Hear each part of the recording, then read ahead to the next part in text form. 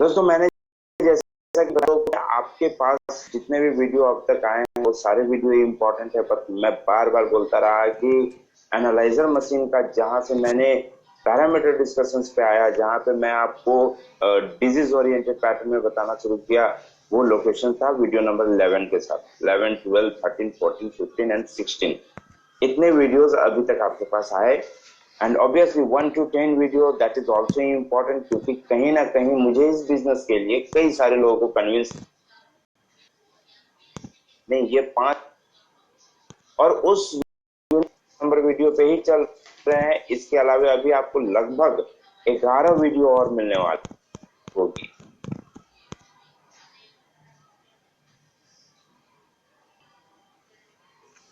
क्या क्या प्रोडक्ट है, फॉर एग्जाम्पल कार्डियोवास्कुलर के लिए केवा के पास क्या क्या प्रोडक्ट है। नाउ कार्डियोवास्कुलर में मैं दिया वीडियो नंबर 16, उसमें हम लोगों ने एंड किया था विटामिन में, एंड विटामिन में हम लोगों ने सारी चीजें एक्सप्लेनेशन किया। नाउ इट इज टाइम कि हम अब आगे बढ़े। नाउ नेक्स्ट है ओबेसिटी फंक्शन।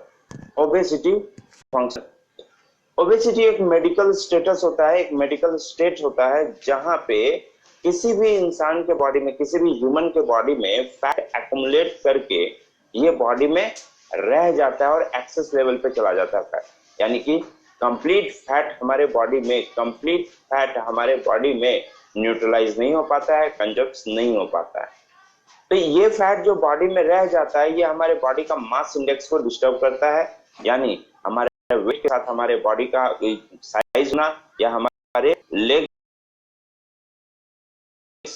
उसके हिसाब से हमारे बॉडी का स्टेबिलिटी होना, ये अनआइडेंटिफाई हो जाता है। और बेसिकली ओबेसिटी हमारे शरीर में कार्डियोवास्कुलर डिजीज ज्यादा शो कर सकता है, कार्डियोवास्कुलर रिलेटेड समस्याएं ज्यादा दिखा सकता है। तो आइए हम लोग सब पैरामीटर देखें। सब पैरामीटर में सबसे पहला सब पैरामीटर है tolerance function. Tolerance function, actually ये टॉलरेंस फंक्शन है क्या?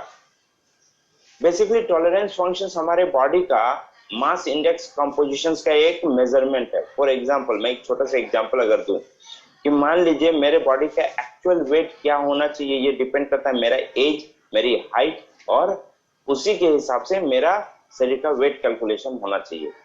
बट यहाँ पे क्या होता है कि just because of not consumption of fat या फिर एक्युमुलेशन ऑफ फैट की वजह से फैट बहुत ज्यादा हो जाता है बॉडी में, इसलिए टॉलरेंस फंक्शन जो है वो डिस्टर्ब हो जाता है ना। टॉलरेंस फंक्शंस यहाँ डिक्रीज हो जाने पे, ये इंक्रीज नहीं करेगा, रेयर होता है। अगर इंक्रीज मोड में कभी दिखाई दे तो that is some minor fluctuations है ना। उस दिन उन्होंने कार्बोहाइड्रेट इंटेक बहुत हाई कर लिया, कार्बोहाइड्रेट बहुत ज्यादा ले लिया। तो अगर ये बॉडी में डिक्रीजिंग मोड में चला जाए, अगर कम होता चला जाए, तो ये हमारे शरीर में बेटा सेल्स को डैमेज करता है, साथ ही साथ हमारे पूरे बॉडी के मेटाबोलाइजिंग पैटर्न को ये अपोज करता है, जिसकी वजह से कंप्लीट एनर्जी जनरेट नहीं हो पाएगी। इसके बाद हम लोग आते हैं लिपिड मेटाबॉलिज्म में। लिपिड मेटाबॉलिज्म बेसिकली ये हमारे शरीर में जो एक्सेस फैट आते हैं, उस एक्सेस फैट का कुछ एक दिनों में इसको कंप्लीटली ब्रेक डाउन करके हमारे शरीर में एनर्जी जनरेट करने वाले पैटर्न को लिपिड मेटाबॉलिज्म बोलते हैं। लिपिड मेटाबॉलिज्म के फ्लक्चुएशंस की वजह से हमारे शरीर में ओबेसिटी बढ़ सकती है, मोटापा आ सकता है, और बहुत ज्यादा कार्डियोवास्कुलर डिजीज होने के चांसेस होते हैं। साथ ही साथ अगर हम लोग हमारे शरीर में डाइजेशन इश्यूज डिस्टर्ब चल रहे हो तो उसके वजह से भी हमारे बॉडी में लिपिड मेटाबॉलिज्म फंक्शंस का फ्लक्चुएशन हो सकता है। इसके एबनॉर्मल रेंजेस होते हैं। अगर ये डिक्रीजिंग मोड में चला जाए, लिपिड मेटाबॉलिज्म अगर डिक्रीजिंग मोड में चला जाए, इंक्रीज बहुत रेयर केस है, नहीं इंक्रीज होता है, बट अगर आपको डिक्रीजिंग मोड में दिखाई देता है, ये घटते क्रम में दिखाई देता है, तो आपको मान के चलना है ये हमें बेली फैट दे देगा, यानी पेट नीचे, लोअर फैट जो है ये बेली पेट झुक जाएगा और पेट बढ़ जाएगा। इस तरह की समस्या आपको देखने को मिलती है। इसके अलावा हम लोग थर्ड में जाते हैं, that is brown adipose tissues function. Brown adipose tissues function ये क्या है? ये एक्चुअली हमारे शरीर के ब्राउन फैट के बारे में डिस्कशन किया जा रहा है। ब्राउन फैट ही ब्राउन टिश्यूज को बढ़ावा देते हैं, अगर ब्राउन फैट हमारे शरीर में ना हो तो ये ब्राउन टिश्यूज को बढ़ावा नहीं देंगे। बेसिकली ब्राउन फैट हमारे शरीर में होता क्या है? ब्राउन फैट हमारे शरीर में हीट जनरेट के लिए होता है और साथ ही साथ एनर्जी कंजप्शन के लिए होता है। कई एक बार क्या होता है कि अगर हमारे शरीर में एक्सेस एनर्जी आ जाती है तो बॉडी एक्सेस हीट करने लगता है और मे बी ये आपको एक स्किन एलर्जी के रूप में भी दिखाई दे सकता है अगर एक्सेस एनर्जी आ गई तो। ये देखिए, अगर मैं वेस्टर्न कंट्रीज की बात करूं तो वेस्टर्न कंट्रीज में इसकी जरूरत नहीं पड़ती है क्योंकि वहां पे एक लिमिटेड फूड डाइट मेंटेन किया जाता है। बट इंडिया में ब्राउन एडिपोज टिश्यूज जो है वो डिस्टर्ब होते हैं क्योंकि यहाँ पे एक प्रॉपर डाइट नहीं मेंटेन किया जाता है। यहाँ पे कोई मेजरमेंट हिसाब से कैलकुलेशन से डाइट नहीं लिया जाता है। यहाँ पे अनवांटेड पैटर्न पे खाते हैं, खाने का कोई नियम फॉलो नहीं किया जाता है। इसका एबनॉर्मल रेंजेस क्या हो सकते हैं? अगर ब्राउन एडिपोज टिश्यूज घटते क्रम में दिखाई दे, अगर ये डिक्रीजिंग मोड में दिखाई दे तो शरीर में व्हाइट फैट इंक्रीज हो जाएगा, यानी कि ओबेसिटी और बेली फैट बढ़ जाएंगे। साथ ही साथ हमारे शरीर में टेम्परेचर और हमारे शरीर का ओबेसिटी ये दोनों बढ़ सकता है, जो कि एक हाइपोक्सिया का सिम्टम्स दे सकता है, शरीर में डिसबैलेंसेस दे सकता है। नाउ नेक्स्ट पॉइंट आता है sleep apnea. Sleep apnea lack of sleepiness को बोल सकते हैं या फिर ये हाइपोक्सिया का एक टर्म यूटिलाइज कर सकते हैं।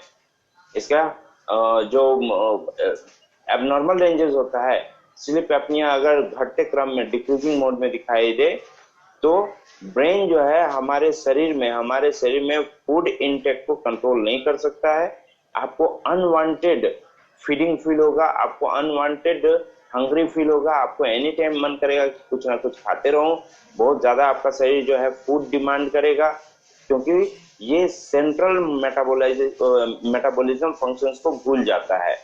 सेंट्रल मेटाबॉलिज्म फंक्शंस को भूल जाता है और सेंट्रल मेटाबॉलिज्म फंक्शंस अगर डिस्टर्ब हो जाए तो ये प्रॉपर एनर्जी नहीं हमें दे पाता है।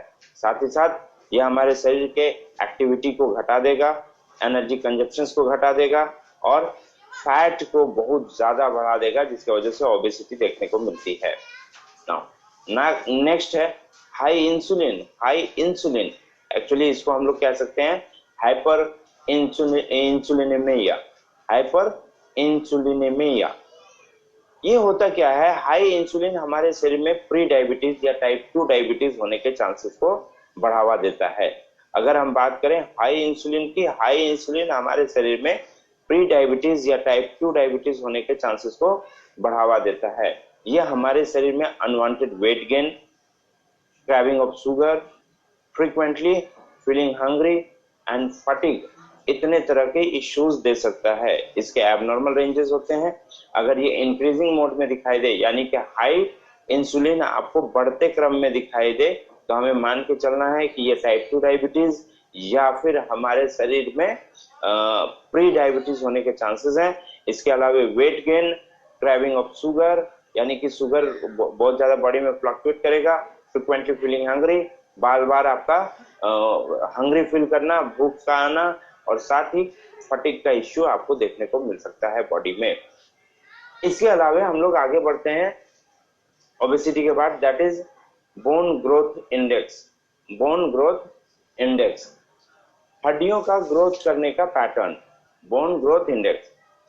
बेसिकली देखिए, बोन ग्रोथ इंडेक्स ये टोटली डिपेंड करता है हमारे शरीर में calcium consumption, vitamin D3 consumption, इन चीजों पे। जैसे जैसा विटामिन D3 और कैल्शियम का कंजप्शन बॉडी में रहेगा, जितना बढ़िया इसका कंजप्शन रहेगा उतना ही बढ़िया इसके आउटपुट बॉडी में देखने को मिल सकते हैं। बोन ग्रोथ इंडेक्स क्यों जरूरी है? क्योंकि ऑटो इम्यून फंक्शन के हिसाब से अगर मेरे शरीर में प्रॉपर बोन ग्रोथ ना हो तो हमारा स्केलेटल सिस्टम, हमारा स्केलेटल पैटर्न ये प्रॉपर हेल्दी नहीं रह सकेगा, जिसके वजह से हमें बोन रिलेटेड कई समस्याएं देखने को मिल सकती हैं शरीर में। नाउ सबसे पहला जो पैटर्न है that is bone alkaline phosphate. ये हमारे शरीर में बोन अल्कलाइन फॉस्फेट हमारे शरीर में एंजाइम्स को जनरेट करता है, जो एंजाइम्स हमारे शरीर में हड्डियों को और बोन टिश्यूज को, हड्डियों को यानी बोन को एंड बोन टिश्यूज को बढ़ावा देते हैं, जिसके ग्रोथ में मददगार होते हैं। इसके अलावे ये हमारे शरीर में कैल्शियम कमी को भी मेजर कर सकता है, कैल्शियम कमी को भी मेंटेन कर सकता है। साथ ही साथ bone cancer and bone tumour होने के भी चांसेस हो सकते हैं। नॉट ओनली बोन ट्यूमर, इसके अलावा बॉडी में किसी भी तरह के ट्यूमर होने के चांसेस को बढ़ावा दे सकता है ना। इसके एबनॉर्मल रेंजेस क्या होते हैं? अगर ये घटता जाए, और घटने के क्रम में मतलब इतना घट जाए कि ये रेड यानी हाफ एंड बिलो हो जाए, बहुत ज्यादा घट जाए, तो आपको मान लेना है कि that is a bone cancer और बोन ट्यूमर। ये बोन कैंसर या ट्यूमर होने के चांसेस बहुत हाई हो गए। नाउ नेक्स्ट सब पैरामीटर है that is osteocalcin. Osteocalcin osteocalcin एक नॉन कोलेजेनियस प्रोटीन होता है जो कि हड्डियों में और डेंटल पैटर्न में पाया जाता है। बेसिकली ये विटामिन के डिपेंडेंट प्रोटीन होता है, विटामिन के डिपेंडेंट प्रोटीन होता है जो कि ह्यूमन में प्रॉपर इनटेक इसका होना चाहिए। अगर ये हमारे शरीर में ऑस्टियोकैल्सिन का पैटर्न अगर हमारे शरीर में फ्लक्चुएट करता है तो ये हमारे शरीर के मेटाबॉलिक रेट को बहुत डिक्रीज कर देगा, जिसके वजह से बोन बिल्डिंग, हड्डियों का बनना प्रोसेस जो है बहुत कम हो जाएगा ना। इसके एबनॉर्मल रेंजेस क्या हो सकते हैं? एबनॉर्मल रेंजेस हो सकते हैं डिक्रीजिंग मोड।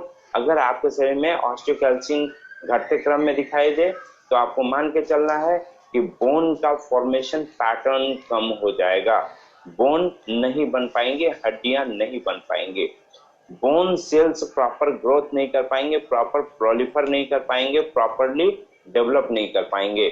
इसलिए ऑस्टियोकैल्सिन भी काफी इंपॉर्टेंट है हमारे हड्डियों के लिए, हमारे शरीर के लिए।